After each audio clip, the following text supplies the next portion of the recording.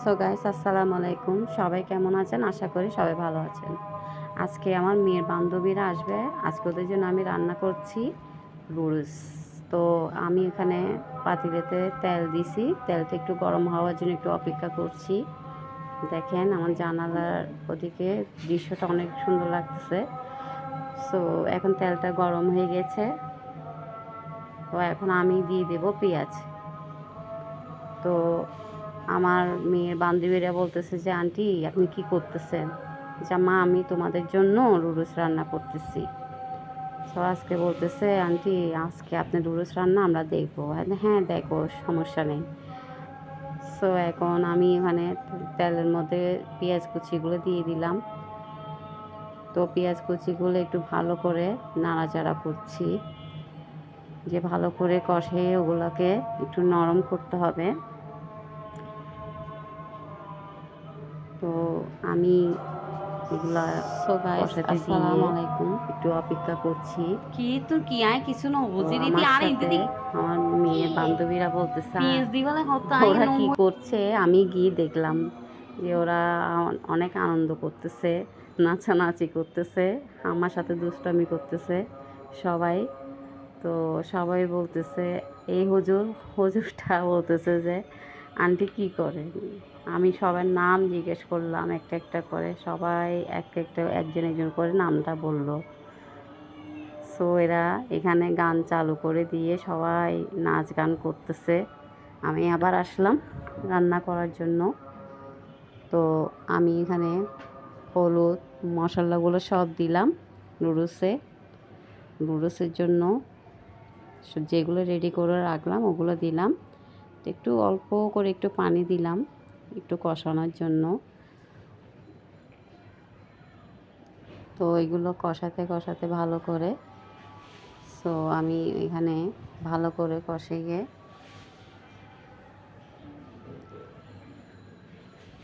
তো আমার মেয়ের বান্ধবী এসে বলতেছে আন্টি আপনি ভিডিও করেন, আমি এগুলো একটু রান্না করি। তো আমি বলছি আচ্ছা ঠিক আছে করো। তো আমি একটু ঘুরে দিলাম যে একটু অপেক্ষা করি। আবার এসে দেখলাম এগুলো হয়ে গেছে।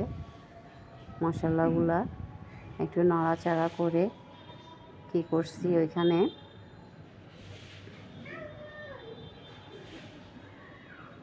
নুডলসগুলো ঢেলে দিলাম।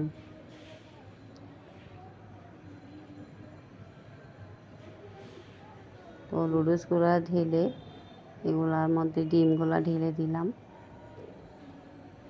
তো ডিমগুলা দিয়ে এগুলো একটু ভালো করে নাড়াচাড়া করব, নেড়ে চেড়ে এগুলা ভালো করে একটু সিদ্ধ করব। আবার ভালো করে কষাইতে হবে, এগুলো একটু নাড়াচাড়া না করলে এগুলো মিশ্রণ হবে না, এগুলো সব মিশাইতে হবে।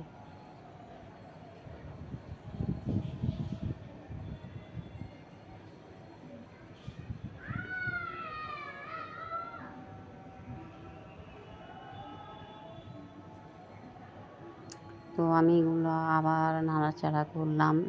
আমার মেয়ের বান্ধবীরা এসে এসে দেখতেছে আমি কি করতেছি না করতেছি।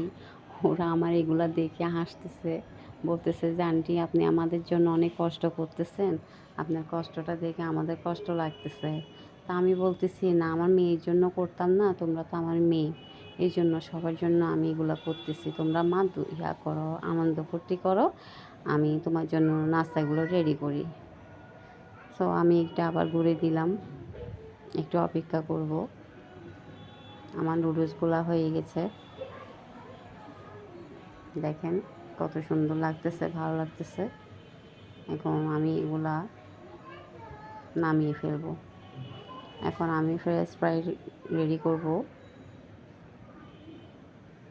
আমার মেয়ে বলতেছে আম্মু আমাদের জন্য আলু দিয়ে চিপস করো, যেটা ভালো লাগবে নুডলসের সাথে। তো ওদের জন্য আমি সব কিছু রেডি করলাম। সো গাইস আমার যদি ভুল হয়ে থাকে আপনারা আমাকে ক্ষমা করবেন।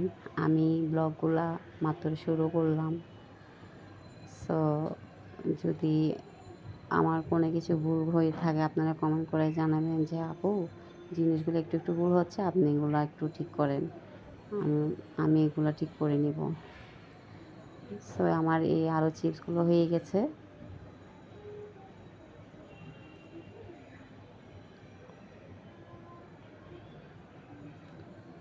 এখন আমি সবগুলো এক একটা করে নামিয়ে ফেলবো।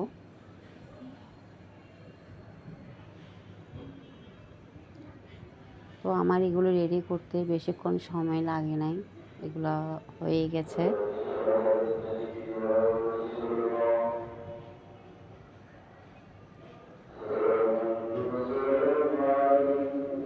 আমার আলু চিপসগুলো হয়ে গেছে, ফ্রেঞ্চ ফ্রাইগুলো।